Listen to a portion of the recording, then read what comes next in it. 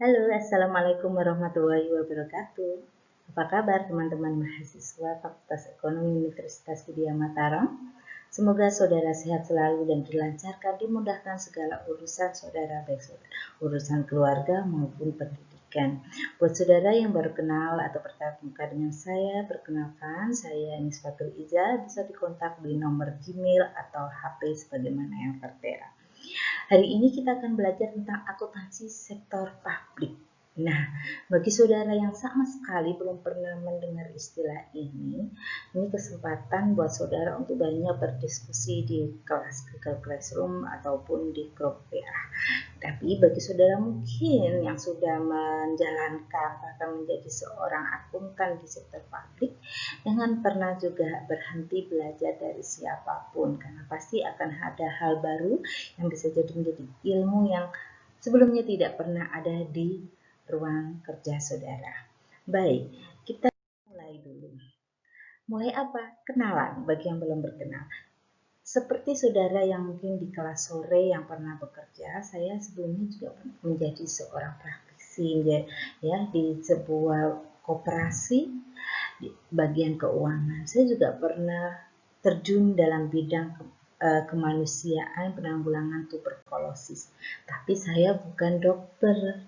Ya, sebagaimana teman-teman dulu di Jawa Timur menyebut saya Dokter Iza. Saya bukan dokter.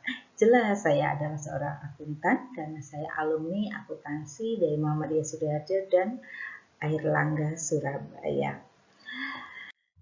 Seperti apa gambaran akuntansi sektor publik? Sebelumnya saudara harus tahu beberapa tokoh publik atau tokoh umum dunia seperti Kofi Annan. Kofi Annan ini bagi saudara yang kelahiran di tahun 2000 ke atas, mungkin saudara kurang begitu mengenal sosok beliau. Tetapi jika saudara suka membaca sejarah, pasti saudara tahu Kofi Annan adalah sekretaris PBB. Nah, beliau ini adalah salah satu pendiri dari program Global Fund yang saya geluti sebelum menjadi seorang akademisi seperti sekarang ini. Nah, beliau adalah salah satu contohnya. Contoh-contoh publik lainnya masih banyak, baik di dalam dunia politik, baik dalam dunia kesehatan, saudara bisa mencarinya. Nah, seperti apa kegiatan yang dilakukan di program saya, program kemanusiaan yang dilakukan oleh Global Fund, yaitu penanggulangan penyakit menular seperti HIV, malaria, dan tuberkulosis yang diberikan kepada seluruh dunia, tidak hanya Indonesia, ya di seluruh dunia khususnya dunia berkembang. Nah, apa yang dilakukan seorang Nisfatul Ijah? Dia kan seorang akuntan, dia tidak bisa mengobati. Dia tidak bisa memproduksi obat, tapi dia bisa membuat laporan keuangan yang untuk dipertanggungjawabkan kepada siapa? Kepada donor, the Global Fund. Seperti apa? Nah, itu menentukan ilmu dasar akuntansi yang kuat, selain juga harus upgrade ilmu akuntansi publik beserta seluruh ketentuan dan syarat yang berlaku. Sampai di sini sudah mulai masuk ya. Selain dunia sosial, kita juga mengenal dunia akademisi seperti kita Universitas Widya Mataram. Nah, terdekat dari Universitas Widya Mataram ada keraton. Nah, kalau keraton Universitas Widya Mataram juga melakukan pertanggungjawaban kepada publik, yaitu pertanggungjawaban laporan keuangan, maka akuntansinya harus mengikuti akuntansi sektor publik. Seperti apa? Kita yang akan pelajarinya. Nah, saudara, kalau di awal saya perkenalkan contoh-contoh yang non pemerintah. Kalau yang pemerintah ada. Selain dari pemerintah dari mulai pusat sampai tingkat bawah, juga ada lembaga-lembaga milik pemerintah. Ya, misalnya rumah sakit daerah, kemudian sekolah milik pemerintah, sekolah milik pemerintah, ada komisi, DPR dan sebagainya. Dari sini, saudara akhirnya tahu bahwa ternyata entitas sektor publik itu tidak didominasi hanya oleh pemerintah saja, yang mungkin dulu sebelum tahun 2010 akuntansi sektor publik seolah hanya milik pemerintah. Padahal di awal tadi saya malah justru memberi contohnya adalah contoh-contoh lembaga umum yang itu tidak pemerintah, baik itu nasional maupun internasional. Kemudian, apakah ada lembaga yang mengakomodir? Ada, namanya IPSAS, International Public Sector Accounting. Itu merupakan standar internasional yang mengatur akuntansi untuk sektor publik. Nah, saudara dapat satu ilmu lagi kan, namanya IPSAS. Nah, sekarang sebelum saudara menggali lebih dalam apa itu akuntansi sektor publik, setidaknya saudara itu tahu makna akuntansi sektor publik menurut Anglo-Amerika, menurut buku ekonomi barat, dan menurut penerapan akrual di Selandia Baru. Ya, kalau menurut Anglo-Amerika itu akuntansi swasta yang diberlakukan dalam praktek organisasi publik. Kalau menurut buku ekonomi barat, akuntansi pemerintah atau akuntansi keuangan publik. Kalau penerapan akrual di Selandia Baru minta akuntansi dana. Kenapa akuntansi dana? Nanti ada penjelasannya. Contohnya siapa organisasi sektor publik itu? Ada BUMN dan BUMD, ada parpol, rumah sakit, pemerintah seperti gambar-gambar yang saya sebutkan tadi ya. Ada lembaga mungkin Muhammadiyah dan Nahdlatul Ulama, itu juga bisa masuk. LSM banyak sekali ya. Kemudian ada dinas-dinas pendidikan, kesehatan dan lain-lain. Sehingga kalau saudara nanti sebagai seorang mahasiswa nanti ditanya, apa dong pengertiannya kalau begitu? Itu mekanisme teknis dan analisis akuntansi yang diterapkan pada pengelolaan dana masyarakat di lembaga-lembaga tinggi negara maupun non-pemerintah. Nah, menurut siapa? Menurut Pak Bastian 2010 misalnya. Nah, sampai dari sini saudara sudah bisa membayangkan kan apa itu akuntansi sektor publik dan siapa contoh lembaganya. Nah, supaya saudara nanti juga bisa merasakan bahwa seorang akuntan itu tidak hanya melulu belajar tentang akuntansi perusahaan dagang, akuntansi jasa, manufaktur, saja saudara sebelumnya sudah belajar tentang akuntansi dasar, akuntansi keuangan, akuntansi manajemen dan sebagainya. Itu juga tidak perlu dilupakan. Karena semua ilmu akuntansi dan mata kuliah yang ada di kurikulum kita ini bermanfaat dan saling berkesinambungan meskipun mungkin tidak labanya berarti tidak ya. Kembali ke akuntansi sektor publik itu sendiri, dilihat dari tujuannya, kalau dilihat dari contoh-contoh lembaganya dan pengertiannya tadi, maka tujuannya adalah yang nirlaba, bukan mencapai laba. Tujuannya ya, karakteristiknya yaitu tidak ada memberikan kontribusi, prioritas tujuannya ya pelaporan keuangan yang akuntabilitas ya. Nah, entitas nirlaba itu seperti apa? Ya, yang tidak berorientasi pada laba, namun tetap memiliki kewajiban untuk mempertanggungjawabkan pemanfaatan sumber daya yang dikelolanya. Kepada siapa? Kepada penyandang dana dan society. Kepada siapa? Kepada pemerintah kalau di akuntansi publiknya pemerintah. Apakah mereka memiliki standar? Memiliki. Ada PSAK 45, pelaporan keuangan entitas nirlaba. Ada SAK umum, SAK ETA. Nah, kalau di akuntansi swasta dalam hal ini profit itu PSAK 1, maka kita ada PSAK 45, akuntansi sektor publik. Yang laporannya terdiri dari itu. Perbedaannya di mana? Hanya di laporan aktivitas. Kalau kata bahasanya PSAK 1 untuk swasta itu laporan laba rugi, kita laporan aktivitas karena kita tidak ada untung dan keuntungan atau mencari laba tadi. Tapi apakah boleh ada kelebihannya dari sebuah aktivitas? Boleh. Akuntansi sektor publik juga mengenal istilah kuasi publik. Apa itu kuasi publik? Di sisi lain, dia tidak mengejar keuntungan itu, tujuan organisasi lembaganya. Tapi di sisi lain juga harus tetap mendapatkan kelebihan dari pengelolaan dana. Contoh adanya rumah sakit atau lembaga pendidikan. Untuk apa? Untuk keberlangsungan suatu organisasi. Ya, bahwa tidak habis kemudian itu saja. Tapi khususnya publik yang itu tidak disupport oleh pemerintah. Gitu ya. Nah, universitas boleh ada untuk apa? Untuk pengembangan akademik. Gitu ya. Ada istilah neraca yang biasa kita di publik ini ada laporan posisi keuangan, selebihnya sama. Nah, kalau begitu kita kelompokkan, berarti jenisnya bagaimana?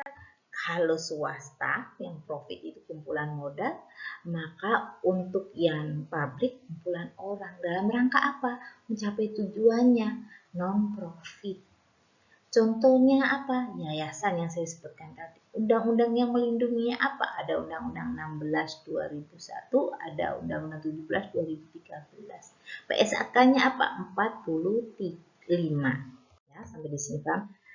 Tapi, nah, buat saudara mahasiswa akuntansi yang harus update itu yang berkembang di masyarakat selama ini. Tapi per 2020 saudara harus tahu bahwa sekarang PSAK 45 itu sudah mulai diganti atau ditinggalkan dengan ISAK 35. Jadi saudara nanti kalau misalnya ketemu kakak kelas, ya, kemudian berdiskusi, berdebat, ditanya tentang PSAK 45, saudara tahu, iya.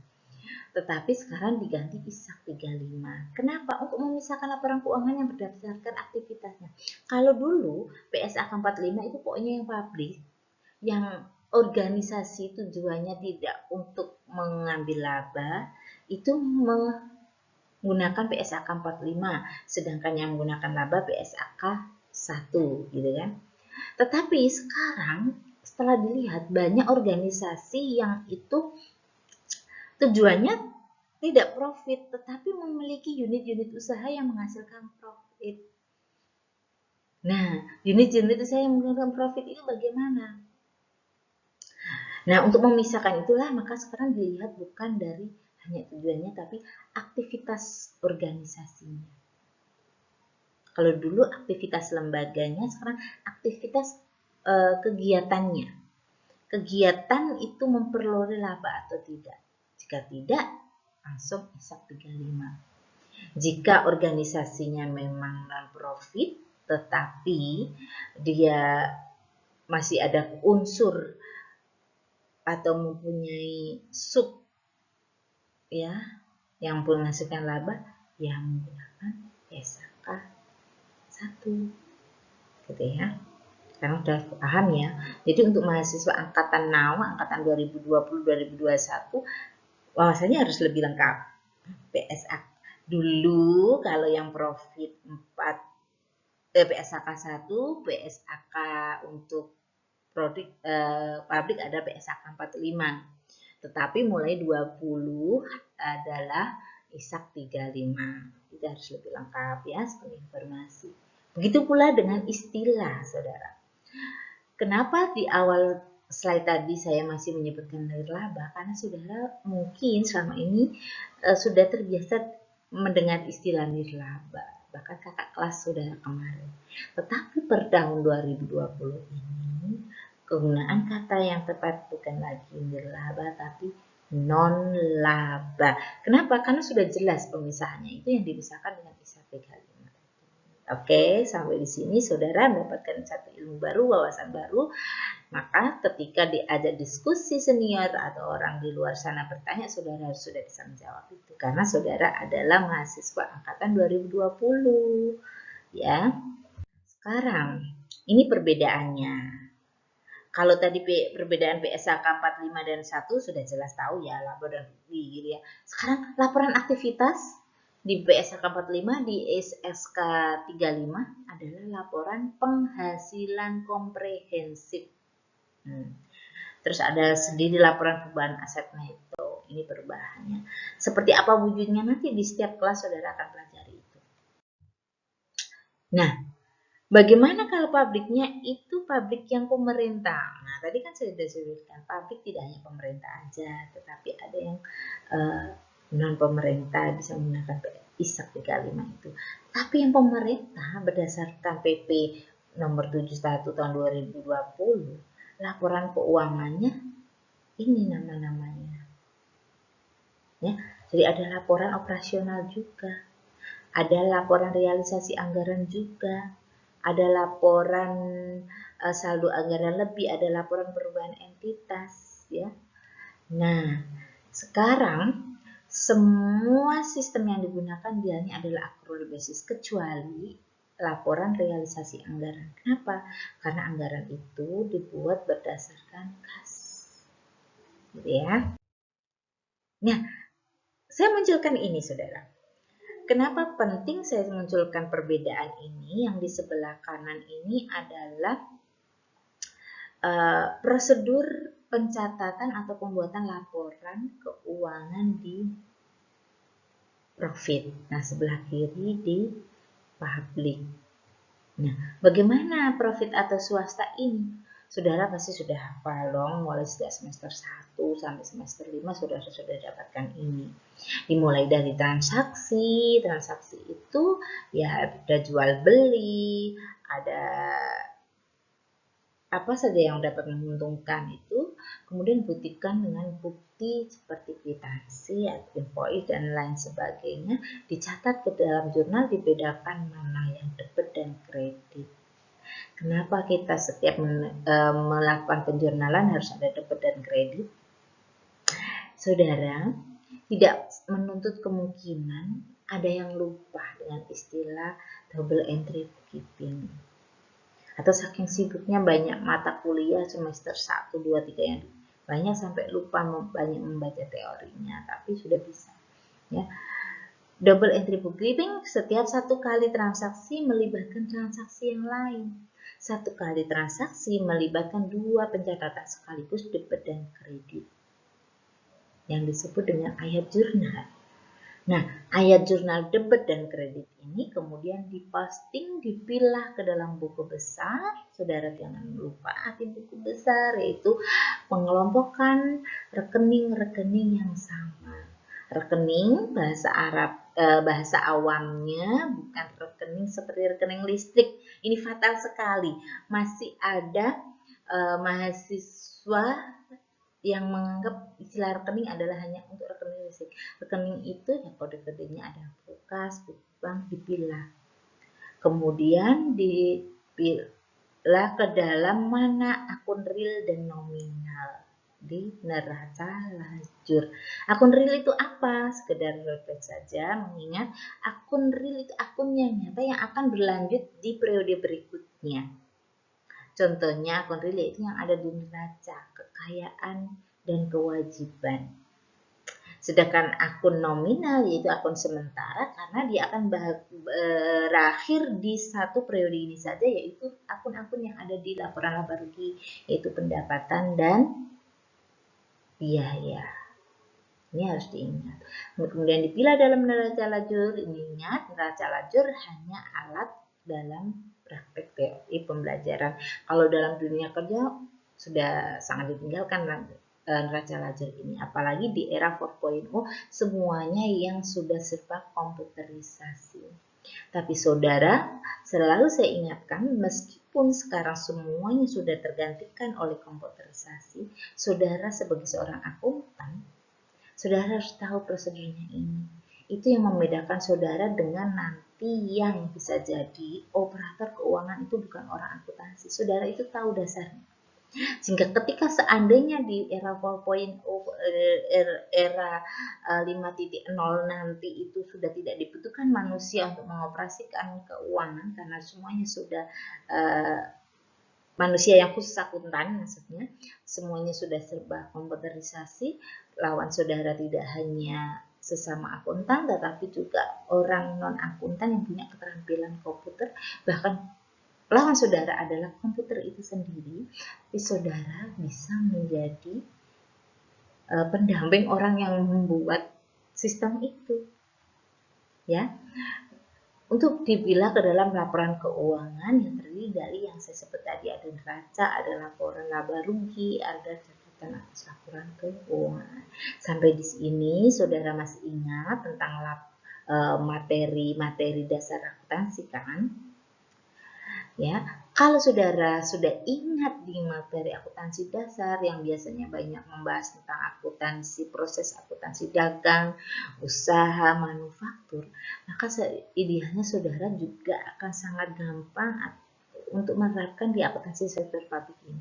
Karena prosesnya sama, cuman di sini dalam hal transaksinya yaitu melakukan pengadaan barang dan jasa publik. Hanya di situ. Kalau di dari mana pengadaan barang dan berdasarkan penganggaran dan perencanaan yang dibuat sebelumnya di atasnya ini. Dari pengadaan barang dan jasa publik itulah dilakukan penjurnalan, buku besar sama, kemudian jadilah pelaporan keuangan sektor publik yang terdiri sesuai dengan per 2020 yaitu ISA 35 untuk akuntansi publik non pemerintah, dan untuk yang pemerintah ditambah dengan yang PP nomor 71 tahun 2010 tadi. Apakah diaudit? Iya, diaudit juga. Siapa yang mengaudit? Sama, jika dia bukan pemerintah, maka dari akuntansi sektor publik juga. Bahkan di lembaga tempat saya bekerja yang terakhir itu, karena itu luar negeri, menggunakan local fund agent yang mana itu lembaga yang termasuk 4 besar dunia, audit KAP kantor akuntan sektor publik yang terbesar di dunia, 4 besar di dunia loh saudara. Nah, bagaimana dengan pemerintah? Berarti ditambah dengan BPK gitu ya, Badan Pemeriksa Keuangan, yang bisalah dipertanggungjawabkan jika sudah mendapatkan opini wajar atau tidak wajarnya. Gitu ya, sampai di sini saudara sudah mulai merasa menjadi akuntan gitu ya. Oh, siap ya mau ditaruh di swasta yang profit maupun di publik yang baik itu pemerintah maupun non pemerintah, saudara sudah harus menguasai. Soal nanti sistem akuntansinya itu menyesuaikan dengan era sekarang, maka saudara harus banyak belajar lagi. Tapi jangan sampai hanya karena sekarang semuanya sudah tersinkronisasi dengan sistem komputerisasi sehingga saudara tidak mengerti alur ini. Saudara harus tetap mengerti. Itu yang membedakan saudara dengan pesaing saudara yang bukan akuntan atau yang lainnya. Gitu ya. Saudara, sampai sini saudara saya anggap sudah bisa membedakan itu apa ASP dengan swasta. Maka kiranya sampai di sini dulu untuk pertemuan pertama ini. Nanti silabus akan kita bagikan dan silakan dipelajari. Selamat dan semoga nanti saudara bisa menjadi seorang sarjana yang terbaik, kemudian berguna untuk nusa bangsa, kedua orang tua, dan tentu saja untuk saudara sendiri ya. Untuk kebaikan saudara, maka mulai sekarang mumpung masih ada waktu, teruslah belajar meskipun di masa pandemi ini. Tetap semangat dengan segala upaya, ikuti teknologi yang berkembang, ikuti seminar-seminar melalui Zoom, baik itu yang dan sebagainya. Semoga saudara semakin sukses. Keberhasilan saudara adalah kebanggaan dan rasa syukur kami selaku pendidik, dan tentunya saya harapkan saudara lebih baik daripada kami semuanya. Assalamualaikum warahmatullahi wabarakatuh.